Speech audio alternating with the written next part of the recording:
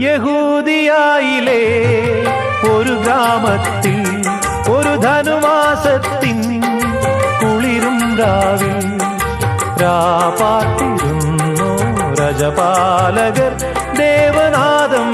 കേട്ടു ആമോദരാ സ്വർണരാജികൾ വിടരും വാനിൽ വെള്ളിമേഘങ്ങൾ ഒഴുകും രാവിൽ താരക രാജകുമാരിയോടൊത്തന്നു തിങ്കൾ കലപാടി ഗ്ലോറിയ അന്നു തിങ്കൾ കലപാടി ഗ്ലോറിയ